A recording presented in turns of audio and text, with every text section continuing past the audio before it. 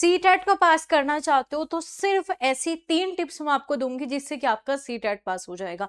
बहुत ही कम समय आपके सीटेट के लिए बचा है, लेकिन ये ट्रिक वो है जो कि सिलेक्शन दिलाएगी। मैंने खुद इन 3 चीजों पे काम किया था और पहली बार में सीटेट पास किया। और जो बच्चों के इतने सारे मैसेज आ रहे हैं लगातार कि मैम सीटेट पास नहीं हो रहा, आखिर करे तो करे क्या, तो ये 3 चीज आपका सीटेट पास हो जाएगा। लेकिन हाँ, करना बड़ा ईमानदारी से। अगर आपने ये 3 काम नहीं किए तो फिर सीटेट तो रुकेगा ही रुकेगा। और याद रखो 2026 आपका स्टार्ट हो चुका है, आगे नई नई वैकेंसीज आपको देखने को मिलेगी, तो उसके लिए सीटेट होना बहुत ही ज्यादा जरूरी है। और जिनकी जॉब ऑलरेडी लग चुकी है अब तो उन्हें भी सीटेट चाहिए, तो आप बिना सीटेट के टीचर बन ही नहीं सकते। तो चलिए स्टार्ट करेंगे। तो अगर सीटेट पहली बार में अगर आप पास करना चाहते हो तो सबसे पहला जो आपका स्पेशल फॉर्मूला है वो है आपका पीवाईक्यू। अगर आपने पीवाईक्यू कर लिए तो सिलेक्शन नहीं रुकेगा। लेकिन पीवाईक्यू करनी कैसे है, उसके लिए सबसे मेन बात आपकी ये है, आपको पता है कि 4 ऑप्शन होते हैं, ठीक है, आपको पता है 4 ऑप्शन है, इन चारों पे काम करना है बहुत अच्छे तरीके से। जिसने रट के पीवाईक्यू किए कोई बेनिफिट नहीं मिलने वाला, क्योंकि आपके पीवाईक्यू मतलब आपकी 75 नंबर की पेडागोजी सेम ही होती है। पहली बात, पूरा ही सिलेबस सेम है, लेकिन 75 नंबर की पेडागोजी इन ऑप्शन से ही आप क्लियर कर पाओगे। चाहे 10 किताब पढ़ लो, चाहे 50 किताब पढ़ लो, कोई बेनिफिट नहीं होगा जब तक 4 ऑप्शन को नहीं समझोगे। और ऐसे प्यारे प्यारे की पॉइंट होते हैं, आपको क्या करना है, स्पेशल की पॉइंट पे काम करना है, ठीक है। अगर आपने की पॉइंट पे काम नहीं किया तो फिर दिक्कत आएगी। अब आप कहोगे मैम की पॉइंट कहाँ मिलेंगे, तो चलिए मैं आपको बताती हूँ। की पॉइंट के लिए आपके लिए एक स्पेशल प्लेलिस्ट मैंने आपके लिए बनाई है, अगर आपने अभी तक वो नहीं देखी तो आपको जाकर जरूर देखनी है।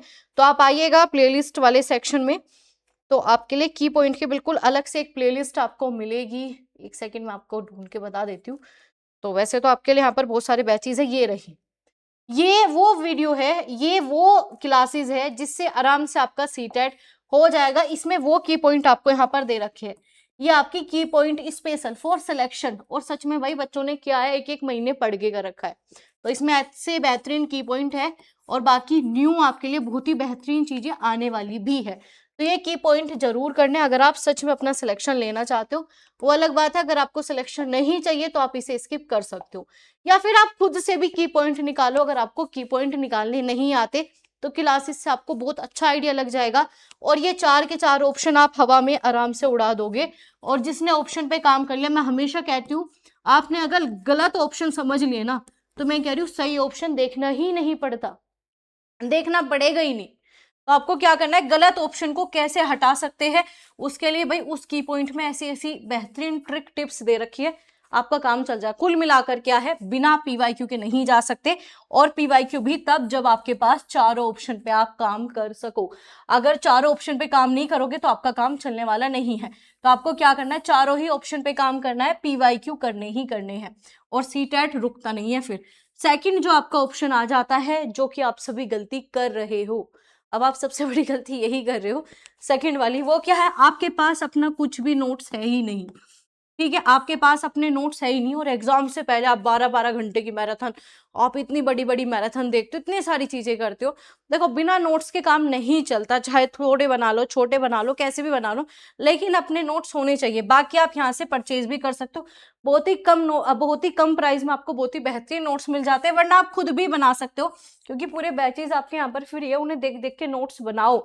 आपके पास नोट्स होने जरूरी है। बहुत से बच्चे इतनी सारे कोर्सेज देख लेंगे, इतनी सारी क्लासेस कर लेंगे, कोई बेनिफिट नहीं है अगर आपके पास नोट्स नहीं है।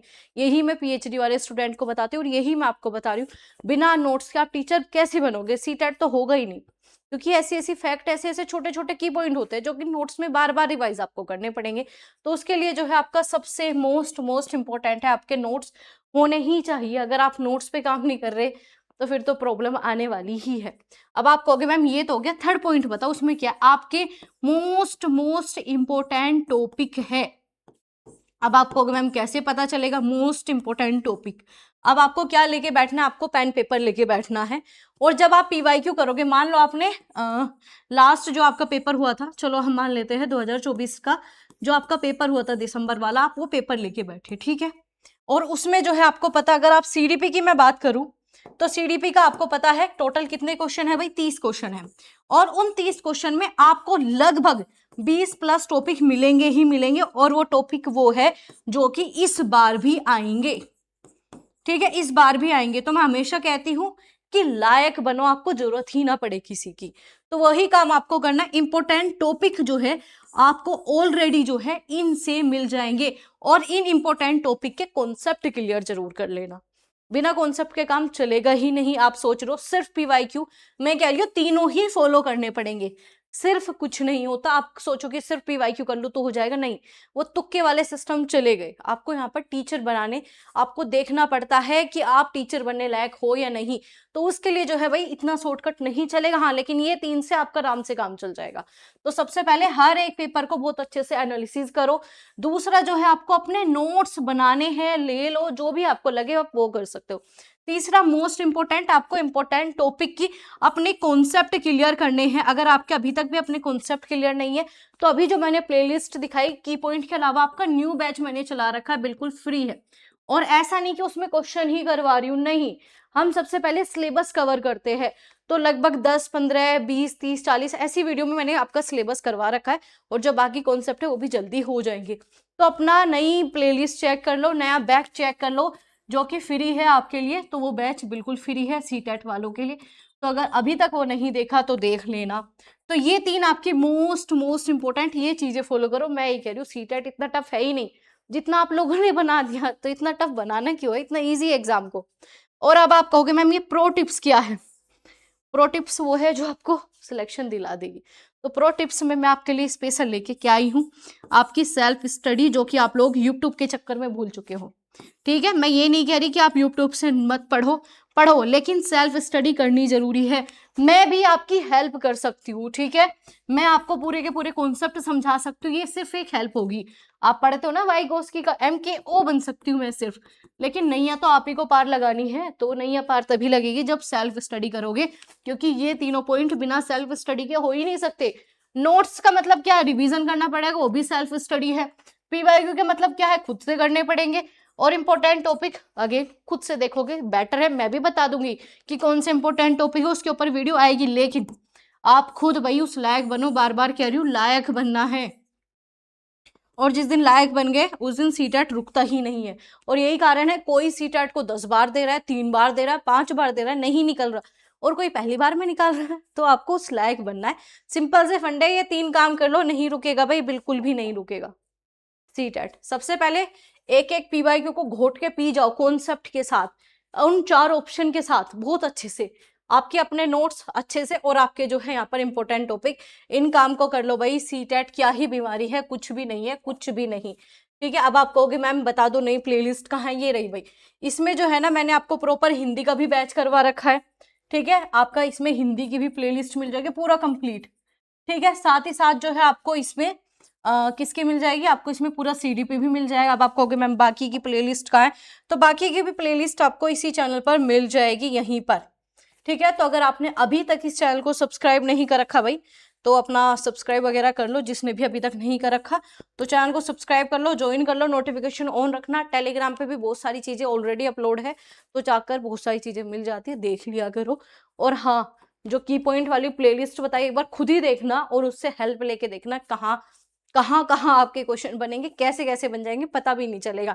तो लगभग 75 नंबर आपकी पेडागोजी है, और वो फोकस तभी होगा जब आप पीवाईक्यू को और इस की पॉइंट वाले मेथड को समझ गए।